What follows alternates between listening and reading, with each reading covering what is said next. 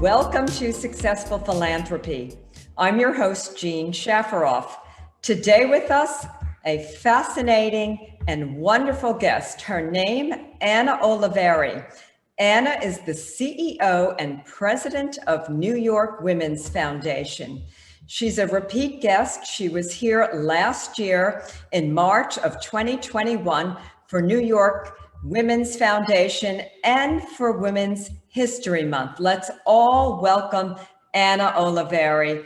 And Anna, it is so great to have you back on Successful Philanthropy. Could you start by telling us a little bit about the work of New York Women's Foundation? I'm very familiar with the foundation. I'm on your board. It's a great honor for me to serve on the board. But from your mouth to our audience, please describe the foundation. First of all, Jean, thank you so much for having us again with you. I think that, as your show says, the importance of philanthropy and successful philanthropy remains even more from last year to this year when I was here. It's even more important. So thank you for having us again. So the New York Women's Foundation is 35 years old this year. And that is nobody thought that could ever happen when it was founded. You know, it was founded as a project, an intention, an expression of commitment of women for each other. And it was founded by women that saw the opportunity for women to come together and produce a result that could all benefit. We could all benefit, that we couldn't do alone. You know, no matter how an individual gave, no matter how much a person tried, the power of doing it together, the power of thinking through it together, the power of investing together is much more consequential, has a higher return on investment than any other. So what do? We invite people like you, incredible leaders, people that are thinking about the world they're living in, people that see their own lives connected with the lives of others, come together and we fundraise. We are a public foundation. We fundraise gifts of all sizes. All sizes matter. And then we have a very thorough process of identifying and partnering with individuals that are leading organizations, that are creating solutions in their communities. And that's what we do. We bring capital, we bring support, we bring visibility, we bring knowledge of others, how to, opportunities to achieve access to, let's say successful philanthropy, to others that are like them, making good changes in the world. So we are a local place where women can come, can be together, and can make a difference. Yes, and I think it is so important that New York Women's Foundation actually empowers women out of poverty. And as the saying goes, when you empower a woman out of poverty, you empower a family out of poverty, you empower a community out of poverty, a nation out of poverty, and then the world out of poverty. And this is so very important, especially now more than ever. We've gone through a terrible pandemic. We now have a terrible war going on in the Ukraine, and the world is not in a good spot right now, as far as I'm concerned. Anna, you are such an important leader, and you've raised so much for New York Women's Foundation. Where are we in terms of the amount of dollars that we've raised and that we've been able to give out? I understand it's about 100 million that we've raised. Is that correct? Yes. So the foundation is in 35 years. We just crossed the 100 million threshold of investments in New York, investment. And the thing that I want also to say is that investments in women making changes in their communities. As you said, Jean, you are so right. We have evidence. We have studies, we have research that show that when you invest in a woman, she invests back in her family. And of course, that has a ripple effect in communities and states and countries, as you are saying. So we crossed 100 million. That means we have given out more than 100 million. We're going to give out another 9 or 10 million this year, 2022.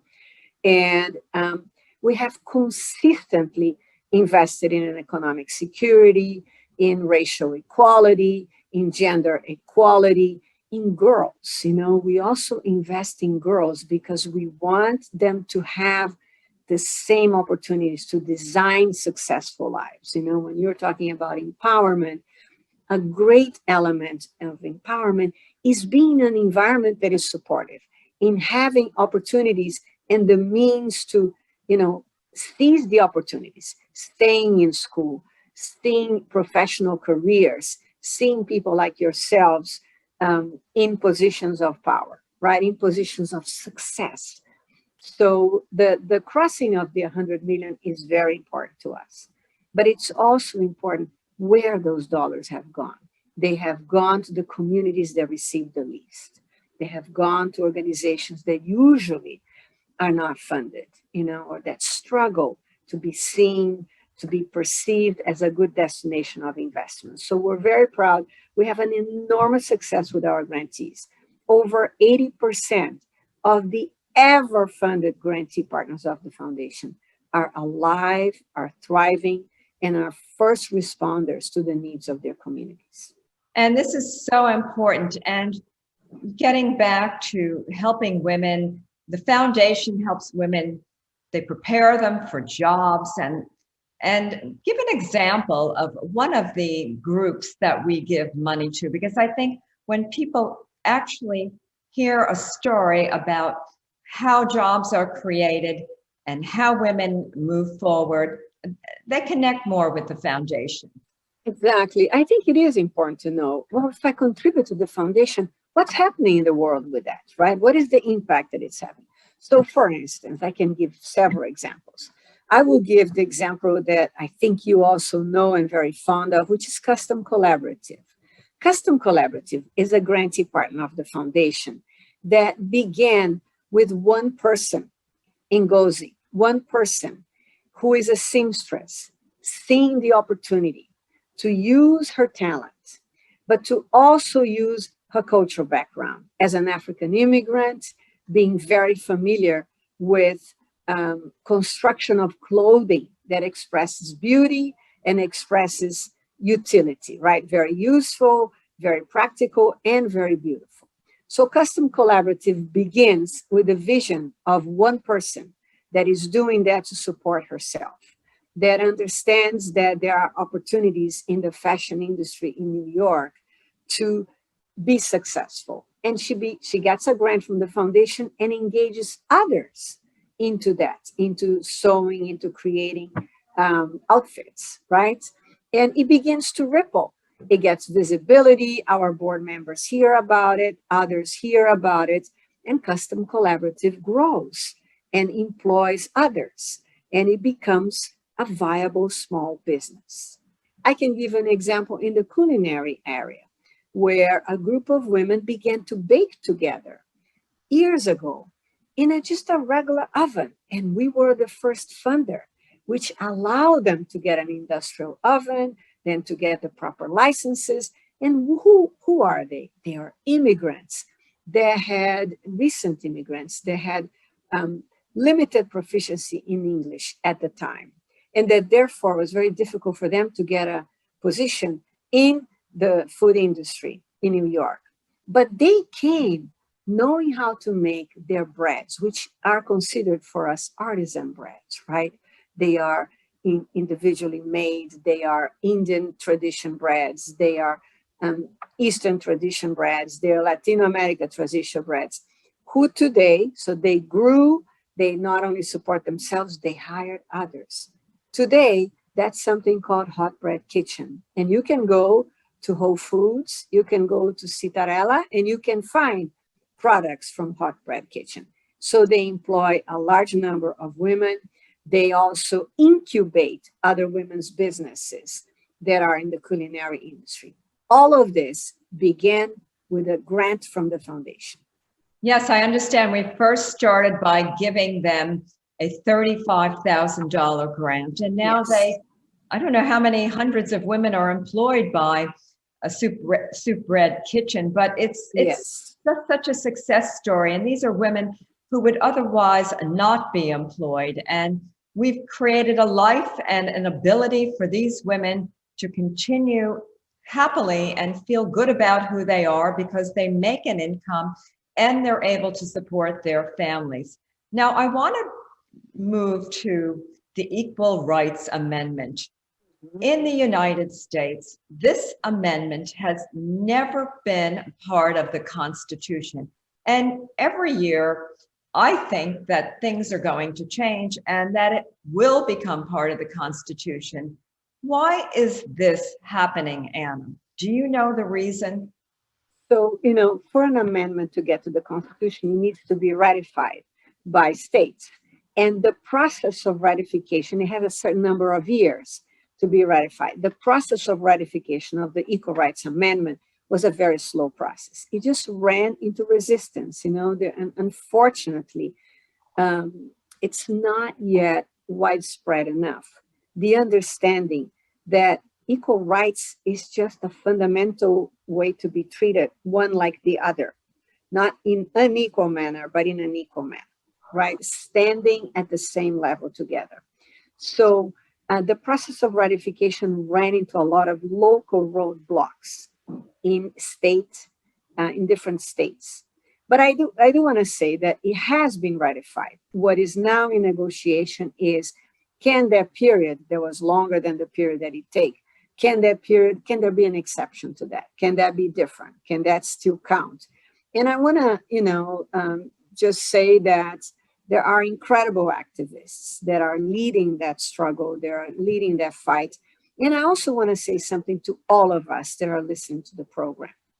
The reason why it's so important to be engaged in democracy, engaged in voting, paying attention to who are our local representatives, that's an example of it. If our state, Senate and assemblies do not represent the interests of women, then when something like the Equal Rights Amendment comes for ratification at the state level, unfortunately, it's not going to have enough votes. So it delays the process. So when we think about our lives, when we think about equal rights, we have to also think that we need to be directly engaged, doing that basic defining act of solving problems together, which is voting, right, and participating in the governance of the country. So it took a while, Jean. It took a while. It took too long, but we have not given up. We have not given up. And I think that I have enormous amount of trust that either by shifting the period of time that is accessible or by finding a different way, a different democratic and legal way to do that, the amendment will become part of our Constitution. But, it's an expression of how important it is for all of us to participate, because the states have to ratify. The most important things the states have to ratify. And if we look at the country now, we can see how important it is, the local action, how important it is to elect local leaders, to elect women to represent it, to elect men to represent us, that represent our interests, that understand that our lives are equally valuable. And I think that's so incredibly important. I look forward to the day when the Equal Rights Amendment becomes part of the US Constitution. And I hope that happens sooner than later. Yes. Moving on, Anna, we have just seen a horrific war begin in the Ukraine, where Russian troops have come in and seem to be taking over most of the major cities. Recently, the largest nuclear power plant. What is New York Women's Foundation doing to help Ukrainian women here in the United States and then in the Ukraine? So thank you, Jean, for calling our attention to, our global challenges and this horrible situation, this expression of violence and an invasion in a sovereign country. I mean, all kinds of violations, right, of human rights and respect for each other, and independence and self-determination of each other. So the first thing I want to say is that in the world of philanthropy, where we are, and in the world of women's foundations, we have stood very clearly. We have signed letters and signed requests for the end of that invasion, protests against an invasion of a country over another. The second thing is that we have been in enormous awe and inspired by the strength of the Ukrainian people, by their clarity that it's their country, their families, their lives, and their, of right and wrong, very clear. They are not vacillating. They know they're being invaded. They are determined to protect themselves and their country and their land. And we understand the unequal strength, the unequal size and the unequal military strength between the invaders and Ukraine.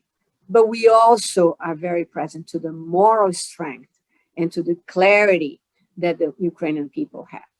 If you notice, even in the regular media coverage, you see women standing in, with all of those at the front that were protecting, let's say, the nuclear plants from being bombed and taken over. You see women being part of the resistance. You see women also caring for their children and families and having to seek refuge elsewhere. So you see women doing what we always do.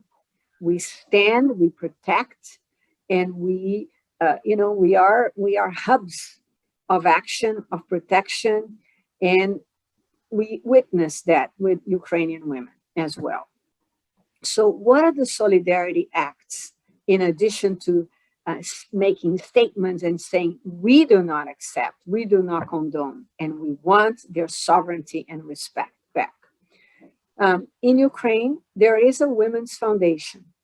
So along with other women's foundations, we're sending support to them. That is very important. Why? Because the local people know much better what they need. Typically, and we are very grateful about all the other international organizations that provide, they're designed to provide emergency support, right? Emergency responses. So you have Doctors of the World, you have the Red Cross, you have a variety of organizations that are actively present to immediately respond to the needs of the people of Ukraine. But we also know that it's very important for women to directly get assistance. That's why our solidarity and our support is going via the women's foundations in Ukraine. And we're very happy to be able to do that and to join with others and to mobilize other resources that are going to them as well, in addition to ours. This work is so incredibly important. And for the audience, we are with Anna Oliveira. She is the president and CEO of New York Women's Foundation. This is an organization, a charity that I'm involved with. I serve on the board. I proudly serve on the board. Since the inception of New York Women's Foundation 35 years ago, 100 million has been raised, and that money has gone to empower women out of poverty and to create opportunity for women who would otherwise not be employed, who may not have a voice of their own. All around a wonderful charity. And looking forward, New York Women's Foundation has its annual breakfast on May 11th in New York City. And I always like to attend. I hope to be there this year. I know I purchased my table, and we raise a lot of money for the work of New York Women's Foundation. What is the breakfast going to be like this year? Is it going to be virtual? Is it going to be in person. How many people are you expecting? I know in the past, before the pandemic, we've had 2,000 people. How many people are you expecting this year? Thank you so much, Jean, for being having in your calendar our breakfast already. Yes, May 11th at the Marriott, 7:30 in the morning, sharp, a real breakfast. So we are evolving. All of us have been called to evolve, to do things in person and to do things virtually, as we're doing today, right? So I'm going to say that we expect to have at least 1,000 guests, from 2,000 to 1,000 guests. What are we thinking about the in-person part of the breakfast? And by the way, you can go to the breakfast and you can attend it virtually and you can attend it in person this year. We are asking that people be vaccinated to attend in person. We think that that's important for people to feel safe and for people to be able to consider coming in person. Evidently, by having fewer tables, the distancing amongst the tables will be present. And, all the same energy of transformation, hope, and connection that the breakfast gives will be there. Why is the breakfast important, and how we have adapted? We realized that, look, and we saw this even before the pandemic, it was always important to come together, to witness each other, to see the solutions that are being created. And as you said, experience that we actually can change the world together and that solutions happen and that you hear from people the impact on their lives.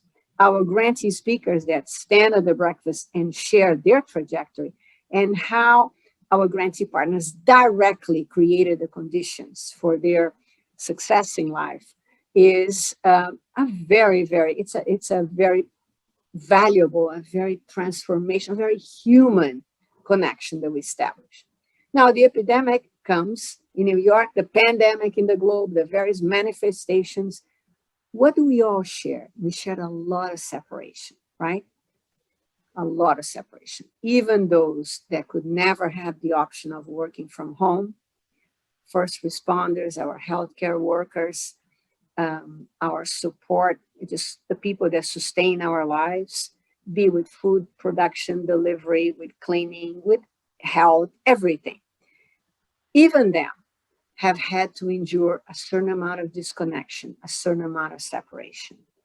And we know how important it is to build that back, to come together, to be together, to look to, and I'm going to say, not build back, not go back to anything, but go forward together.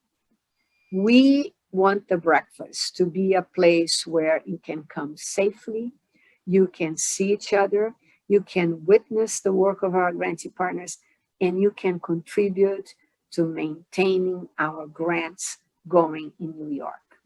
So our goal with the breakfast is to raise $2 million, as we always do, that go directly to the grants that make that difference that we were describing before, with Hot Bread Kitchen, with Custom Collaborative, with educations and other opportunities for women and girls. Yes, and it's an extraordinary breakfast.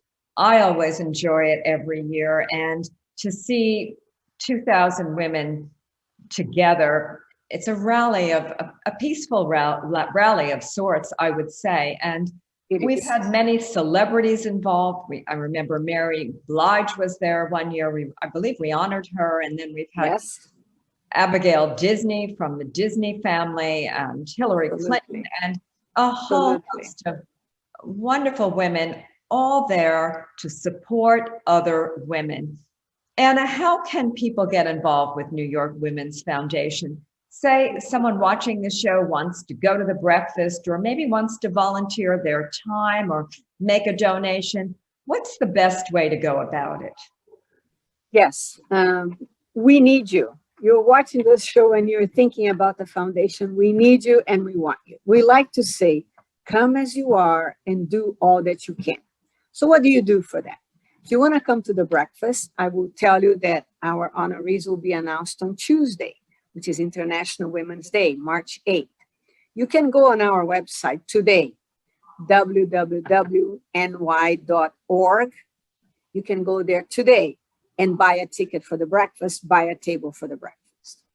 On Tuesday, you'll be able to go again and see all of our honorees, and same thing, join the breakfast. I want to be at the breakfast. If you want to join us remotely, same thing, buy a ticket and we will give you the link for the breakfast. We want you to join as you can. We want you to come to it as you can. What else can you do?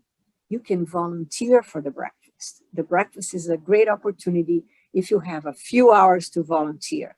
Come volunteer with us. You help us organize the breakfast. You help us shepherd people to their seats. You help us set up the breakfast. You help us talk with our guests. You help us really connect our grantees with our guests. So there's a lot of volunteering opportunities for the breakfast. You can also join our participatory grant-making process. We think that philanthropy, like you do, Jean, is an integral part of a person's life.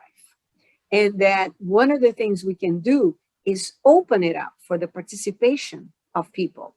Teach them what you are doing when you are establishing a partnership with a grantee. How do you do that? What do you look at? What do you contribute? So you can be a volunteer in our participatory grant-making process as well. And then there are other volunteer opportunities because we have other events during the year. You can attend some events virtually with us too. The foundation has fundraising events like the breakfast, and the foundation has discussion and thinking events that you can also attend and you can help us organize as well. But whatever you want to do, whatever you want to donate, it makes a difference. Every hour of support that you can give us make a difference. Every time you invite a friend to come to the breakfast with you, to make a difference, to join you in volunteering in our grant making, that means a lot to us. Every time you make a donation of all sizes, that means a lot. And I wanted to say, we have monthly sustainers. Monthly sustainers are people that give throughout the year on a monthly basis, and they provide a fundamental source of support to the foundation that in turn supports our grant making. Yes, and I have never seen more enthusiasm for a group than the enthusiasm I've seen for New York Women's Foundation at the annual breakfast, which is May 11th, 2022. And what is it all about, really? It's about women and men supporting women to empower women and their families out of poverty, which is so incredibly important. And we are closing this show quickly. We're running out of time. What advice do you give to a young woman, say, who's in the workplace and feel that she's being discriminated against because of her gender?